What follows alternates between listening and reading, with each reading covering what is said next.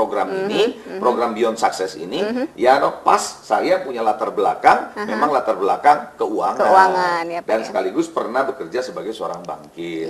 Jadi dengan demikian, apa yang saya jelaskan, saya melihat, makanya kenapa dengan latar belakang saya melihat firman Tuhan ini relevan sebenarnya gitu loh. Dari sisi saya lihat itu relevan gitu loh. Jadi kenapa itu dimulai ada, itu faktornya kalau saya lihat. Dan itu sangat penting ya Pak ya? Oh iya, sangat penting. Karena pada saat kita melakukan di dalam sisi keuangan itu, tentu harus kembali lagi kepada perspektifnya Tuhan ya, bagaimana keuangan itu kita harus bisa tidak salah memandang uang ya Pak ya, sehingga semua keadaan di dalam dunia kita seperti perbankan atau bisnis, seluruh yang ada di marketplace ini ada di dalam jalur-jalurnya Tuhan. Betul, ya Pak ya? Betul. Jadi sebagaimana seharusnya sikap orang Kristen itu Pak terhadap uang? Tadi Bapak sampaikan mungkin uang itu sebenarnya tidak jahat, tapi cinta uang itu yang jahat. Jadi seperti apa? Sebagaimana nih kita sebagai orang Kristen ini menyikapinya gitu loh Pak. Mungkin pemirsa di rumah juga ingin tahu supaya pemirsa di rumah juga tidak salah menyikapi uang begitu Pak. Saya yakin semua orang termasuk pemirsa dan saya sendiri dan ibu juga semua perlu uang. Betul. Semua kita perlu tidak uang, salah Pak. Tapi jangan sampai uang ini membuat kita akhirnya salah di dalam penanganannya. Nah, bagaimana menyikapinya? Sebenarnya begini. Buat saya satu pernyataan yang saya sukai adalah begini. Gunakanlah uang, cintailah manusia. Oh ya, statement yang bagus. Ya, gunakanlah uang, cintailah manusia. Jangan dibalik. Jangan dibalik. Dibalik artinya apa? Cintai uang, gunakan manusia. Itu salah ya, Pak. Jadi sikapnya kita adalah uang itu harus ada di tangan. Buat saya gini, uang harus di tangan tapi bukan di hati. Kalau ketika uang itu melekat di hati, maka seluruh keberadaan kita nanti menjadi cintakan uang. Uang di tangan maksudnya apa? Gunakan uang. Ya, Pak, gunakan untuk menolong orang sebanyak mungkin. Gunakan untuk kerajaan Allah. Jadi bukan nempel di dalam hati kita. Begitu. Saya sering mengumpamakan sikap kita terhadap uang tuh seperti penggorengan. Ibu kan pasti suka masak, ada penggorengan. Ada penggorengan. Nah, penggorengan itu kan ada yang namanya penggorengan teflon. Yang ada lapisan teflon itu, Bu ya. Nah, penggorengan yang ada lapisan teflon itu kan tidak usah pakai minyak terlalu banyak dan tidak lengket. Nah, jadi sikapnya anak Tuhan itu harusnya di hatinya ini mesti punya lapisan teflon supaya tidak lengket waktu uang itu ada di dalam hidupnya. Kadang-kadang uang itu menjadi lengket dan pada akhirnya segala sesuatu ukurannya adalah uang. Persahabatan dinilai dengan uang, pelayanan dinilai dengan uang. Jadi segala sesuatu ukurannya uang. Nah, sikapnya kita harus tahu bahwa uang bukanlah segala-galanya. Walaupun segala-galanya dalam hidup ini kita perlu uang. Dalam hidup ini kita semua perlu uang. Tapi uang bukan segala-galanya. Itu statement yang bagus. Jadi saya kira itu penting sekali untuk menyikapinya. Jadi jangan sampai kita menjadi begitu rupa sedemikian seolah-olah kita nggak bisa hidup tanpa uang. Walaupun betul kita tidak bisa hidup tanpa uang. Tapi kita tidak bisa hidup hanya dengan uang. Betul, Pak. Setuju, kita tidak bisa hidup tanpa uang. Betul. Tapi kita tidak bisa hidup hanya dengan uang. Kita butuhkan Tuhan. Kita butuhkan sahabat. Sumbernya ya, Pak. Betul. Oke. Nah, pemirsa, seperti yang Pak Alia sampaikan tadi, bahwa di dalam hidup ini kita butuh uang. Tetapi uang bukan segala-galanya. Amin. Kemudian tadi Bapak mengatakan bahwa uang itu kan bersifat netral Pak di dalam pembahasan Bapak. Kalau begitu nggak salah dong kalau kita anak-anak Tuhan boleh memiliki uang banyak, boleh menjadi orang kaya, mungkin pemirsa di rumah juga. Apakah kita boleh jadi punya uang sebanyak begitu Pak, kemudian mulai menjadi kaya? Apakah itu tidak boleh misalnya? Nah itu bagaimana penjelasan Bapak? Ada ayat firman Tuhan yang berkata bahwa barang siapa yang mengumpulkan sedikit demi sedikit menjadi kaya. Ada ayatnya di dalam Alkitab. Pak. Berarti Alkitab sendiri tidak menutup kemungkinan bahwa orang Kristen itu jadi kaya. Begitu ya? Tidak menutup kemungkinan orang Kristen jadi kaya. Bahkan kalau kita baca kitab Ayub, dengan jelas dikatakan bahwa Ayub adalah orang yang terkaya. Nah, terkaya di belahan timur. Kalau disebut terkaya, berarti orang kaya saja bilang dia kaya. Itu kan yang namanya Berarti orang kaya aja melihat Ayub dia lebih kaya, Pak. Karena dia terkaya. Berarti kayaknya sendiri tidak menjadi suatu yang harus ditolak, ya. Karena memang uang itu sendiri kan tadi saya katakan tidak jahat. Tidak jahat. Jadi uang itu tidak salah kita miliki. Tapi persoalannya bagaimana caranya kita memperoleh kekayaan. Caranya apa? Cetak birunya apa? Betul. Gitu loh. Sukses apa salah? Enggak salah. tapi caranya sukses dan yang siapa yang bikin sukses. Ya. Maka itu program ini saya namakan Beyond Success. Jadi bukan hanya sekedar sukses. Jadi kita punya materi, punya uang banyak, it's okay, nggak masalah. Sekarang dengan uang yang banyak itu mau diapain? Begitu loh. Betul. Ada satu ayat firman Tuhan, mungkin saya sudah jelaskan, tapi ada baiknya. Ya, mungkin pemirsa boleh membuka ayat firman Tuhan, satu ayat ini. Di dalam Pengkhotbah, pasalnya yang kedua, ada satu ayat yang menarik yang kita perlu simak dan kita perlu baca. Di dalam Pengkhotbah, pasalnya yang kedua, ayatnya yang ke-26. Firman Tuhan bilang begini, karena kepada orang yang dikenannya, ia mengaruniakan hikmat, pengetahuan, dan kesukaan.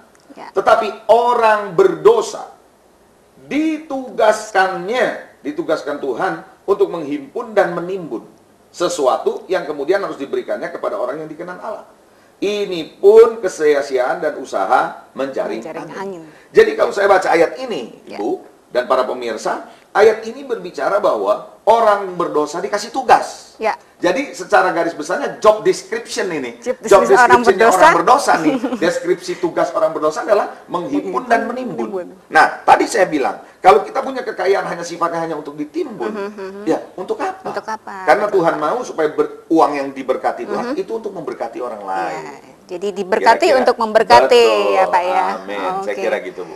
Iya. Nah Pak, kenapa Tuhan menggunakan indikasi dari kerohanian seseorang itu dengan indikasi menggunakan uang gitu Pak? Kenapa begitu Pak? Ini pertanyaannya betul, ini baik sekali. Karena begini ya, Alkitab menjelaskan bahkan bahwa kalau kita tidak setia dengan mamon yang tidak jujur, ada ayatnya dalam Lukas pasal 16, kalau kita tidak setia kepada mamon yang tidak jujur, siapakah yang akan memberikan kekayaan yang sesungguhnya kepada kita? Ayat itu menjelaskan bahwa kalau kita sendiri aja tidak bisa menghandle keuangan dengan baik, kita nggak bisa dipercaya soal keuangan. Bagaimana Tuhan bisa mempercayakan hal-hal rohani kepada kita, hal-hal sorgawi kepada kita? Jadi ayat itu sebenarnya menjadi indikasi bahwa antara kerohanian dengan uang itu sangat dekat sekali. Begitu loh. Bahkan uang itu menjadi ukuran buat Tuhan. Kenapa tadi saya katakan ada ayat lagi di dalam Matius pasal 16. Matius pasal 16 berkata begini, di mana hartamu berada, di situ hatimu berada. Jadi di mana harta kita, disitulah hati kita. Begitu loh. Jadi kalau kita diberkati, itu akan menunjukkan hati kita kemana. Kita ini melekat sama uang, kita ini melekat sama harta atau tidak. Makin kita mengejar harta dan melekat sama situ, Tuhan melihat hati kita condong ke sana. Nah, kalau hati kita condong ke sana, berarti hati kita jauh dari Tuhan. Begitu ya. Selain ada unsur tanggung jawab juga. Begitu ya. Ketika Tuhan memberikan perumpamaan, Yesus memberikan perumpamaan 5 talenta, 2 talenta dan 1 talenta kepada 3 orang diberikan. Itu sebenarnya apa? Gambaran soal tanggung jawab. Gambaran satu kepercayaan Tuhan kepada mereka bertiga. Maka itu Alkitab mengatakan bahwa pemiliknya atau tuannya itu lama kemudian baru kembali. Itulah gambaran bagaimana Yesus nanti waktu kembali dia akan minta pertanggungjawaban begitu. Jadi indikasi keuangan menjadi penting dalam melihat kerohanian seseorang. Ya, karena kalau dia bisa mengelola keuangan, dia bisa kendalikan diri, berarti dia punya pengendalian diri. Sehingga dia tidak hambur-hamburkan uangnya.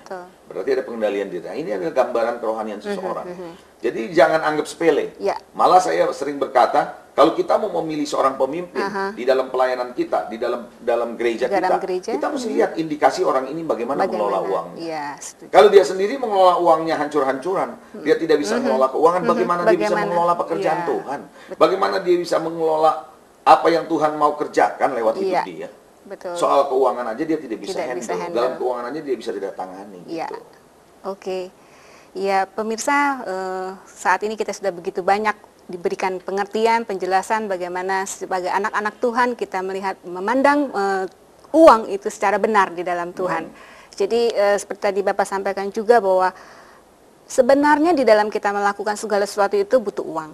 Tapi bukan uang segala-galanya ya Pak ya. Kemudian Tuhan juga melihat bagaimana seorang anak Tuhan itu dipercayakan talenta atau yang di dalam hal ini adalah uang, itu merupakan suatu tanggung jawab yang harus dipertanggungjawabkan kepada Tuhan. Dan itu menggambarkan suatu kerohanian, bagaimana Tuhan mempercayakan setiap anak-anak Tuhan itu di dalam pelayanan juga dalam konteks uang, ya Pak ya. Jangan lupa kita ini pengurus. Betul. Jangan lupa kita ini pengurus. Ya. Jadi artinya apa? Setiap kita yang dititipkan oleh Tuhan, kita harus urusnya dengan baik. Dengan baik, oke. Gitu. Jadi kalau ibu punya rekening di bank, punya tabungan di bank, bank harus kelola dengan baik uang ibu kan? Betul, betul. Bank nggak bisa semena-mena menggunakan uang ibu. Betul. Karena ibu akan minta pertanggungjawaban sama dia. Bank ibu nggak akan berani menaruh uang kepada bank yang sembarangan. Betul. Tentu saja yang punya reputasi. Sama, Tuhan juga tidak akan memberikan sesuatu kepada kita kalau kita tidak bisa dipercaya dan bisa mempertanggungjawabkan. Amin. Ya Pak ya. Oke. Baiklah pemirsa, sahabat Beyond Success, setelah kita mendengar penjelasan dari Pastor Leonardo Syamsuri tentang perspektif tentang uang, sekarang kita mengerti bagaimana kita menyikapi sebagai anak-anak Tuhan tentang uang tersebut. Pemirsa, sebelum kita akhiri perbincangan kita saat ini, baik kita bersama-sama akan berdoa bersama dengan Pastor Leonardo. Mari kita berdoa, para pemirsa yang dikasihi Tuhan, kita berdoa. Bapa di surga, terima kasih Tuhan untuk penjelasan-Mu tentang perspektif tentang uang, sehingga kami mempunyai pandangan yang betul soal uang dari sisi firman-Mu, dari sisi Engkau Tuhan. Sehingga kami tidak terjerumus, kami tidak menjadi salah, dan kami mengalami kemerdekaan di dalam keuangan. Amen. Tuhan Yesus berkati para pemirsa, berkati semua kami, buat kami mengerti oleh firman-Mu Tuhan, supaya kami tahu bahwa Engkaulah yang menjadi sumber berkat dalam kehidupan ini. Biarlah Tuhan gereja menjadi bangkit, hamba-hamba-Mu bangkit untuk bisa membawa suara kebenaran ini kepada setiap orang yang ada di atas muka bumi ini, khususnya anak-anak-Mu Tuhan. Terpuji nama-Mu Bapa, di dalam nama Yesus kami berdoa. Amin. Amin. Baik pemirsa, bagi pemirsa sahabat Beyond Success yang rindu untuk belajar lebih lagi mengenai Financial Blueprint, dapat menghubungi kami di nomor telepon yang tertera di layar televisi Anda, atau login di situs kami di www.lighttothenation-gks.org, karena kami akan memberikan CD pengajaran tentang Financial Blueprint kepada 100 orang penelpon pertama. Pemirsa, sahabat Beyond Success, pastikan Anda bersama dengan kami di program Beyond Success, pendekatan baru dengan pola pikir yang baru. Terima kasih, Tuhan Yesus memberkati Anda. Come on church, arise and shine.